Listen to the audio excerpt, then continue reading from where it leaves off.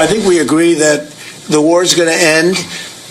Sometimes people have to fight it out a little bit longer, but I think we agree that the war is going to end in the not too distant future. Скажи, щоб газ перекрили. А хтось є? Є хто? Алло! Де ви? Де ви? Скажіть. Надо йти звідси. Ходімо, жіночки, ходімо.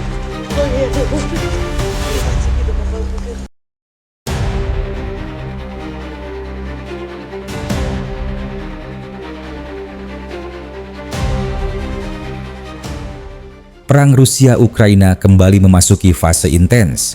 Dalam serangan terbaru, Rusia melancarkan gelombang serangan udara yang menargetkan beberapa wilayah utama di Ukraina, termasuk ibu kota Kiev. Serangan ini menunjukkan bahwa konflik belum mendekati titik akhir. Serangan tersebut menggunakan kombinasi 3 senjata utama: drone Shahed 136, rudal kaliber, dan rudal hipersonik Kinzhal. Ketiganya memiliki karakteristik berbeda, namun ketika digunakan bersama, menciptakan tekanan yang kompleks bagi sistem pertahanan udara Ukraina. Drone Shahed 136 buatan Iran merupakan drone kamikaze yang berbiaya rendah tetapi efektif.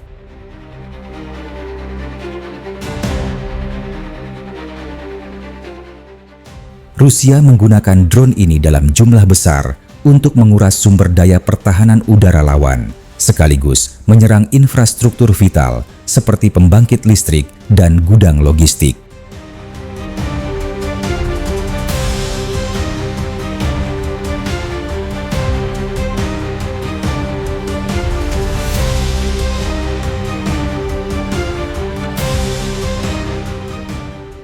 Rudal kaliber, di sisi lain, merupakan rudal jelajah berpresisi tinggi dengan jangkauan hingga 2.500 km. Rudal ini diluncurkan dari kapal perang atau kapal selam Rusia di Laut Hitam dan digunakan untuk menghantam sasaran strategis dari jarak jauh.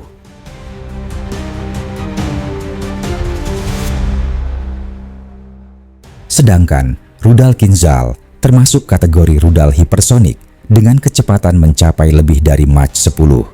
Kecepatannya membuatnya sangat sulit dideteksi dan dicegat oleh sistem pertahanan udara modern. Penggunaannya menunjukkan kemampuan teknologi militer Rusia yang terus dikembangkan.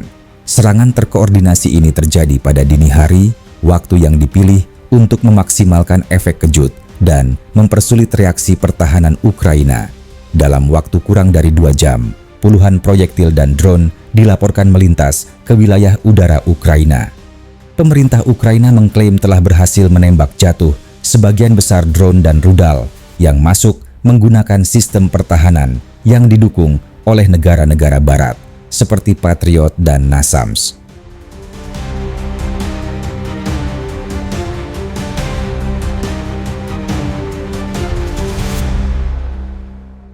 Namun, beberapa proyektil berhasil mengenai targetnya, menimbulkan kerusakan pada jaringan energi dan fasilitas militer.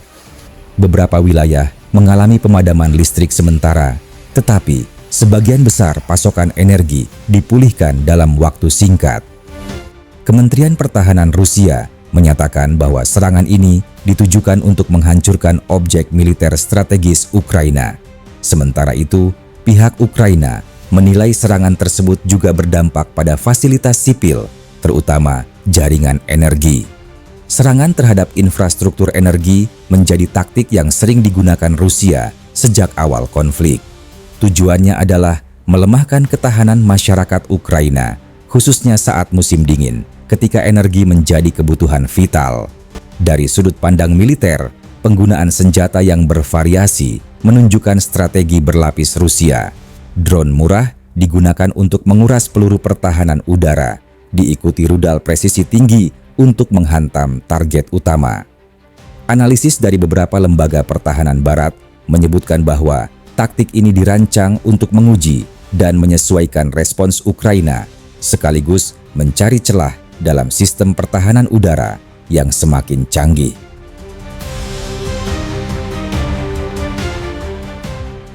Di sisi lain, keberhasilan Ukraina menembak jatuh sebagian besar proyektil menunjukkan peningkatan signifikan dalam kemampuan pertahanan udara. Hal ini menjadi hasil langsung dari pelatihan dan bantuan militer dari negara-negara barat. Serangan ini juga mencerminkan eskalasi psikologis dalam perang modern. Rusia berusaha menunjukkan bahwa mereka masih memiliki kemampuan ofensif kuat, sementara Ukraina menampilkan ketahanan dan koordinasi internasional yang solid. Reaksi internasional terhadap serangan ini cukup cepat. Uni Eropa, Amerika Serikat, dan PBB mengeluarkan pernyataan kecaman, menekankan bahwa serangan terhadap infrastruktur sipil melanggar hukum humaniter internasional. Meski begitu, hingga saat ini belum ada tanda-tanda bahwa kedua pihak akan melonggarkan tekanan militer. Rusia terus menekankan bahwa operasi mereka bersifat defensif dan preventif, sementara Ukraina berkomitmen untuk mempertahankan seluruh wilayahnya. Bagi masyarakat Ukraina, serangan udara bukan hal baru. Namun, intensitas dan pola serangan terbaru menunjukkan bahwa Moskow masih berupaya mencari momentum strategis di medan perang dan dalam opini publik global. Dalam konteks geopolitik, serangan ini terjadi di tengah upaya Barat memperluas dukungan ke Ukraina melalui bantuan finansial dan persenjataan. Rusia menilai dukungan ini sebagai bukti keterlibatan langsung NATO dalam konflik. Secara lebih luas, perang Rusia-Ukraina kini menjadi laboratorium bagi strategi perang modern menggabungkan teknologi, propaganda, dan tekanan ekonomi. Setiap serangan tidak hanya berdampak di medan perang, tetapi juga pada peta diplomasi global. Kesimpulannya, serangan Rusia ke Ukraina dengan drone Shahed, rudal kaliber, dan Kinzhal menandai babak baru dalam dinamika konflik yang kompleks. Selain memperlihatkan kekuatan militer, peristiwa ini juga menjadi pengingat bahwa perang modern tak lagi hanya soal senjata, melainkan tentang strategi, teknologi, dan daya tahan bangsa.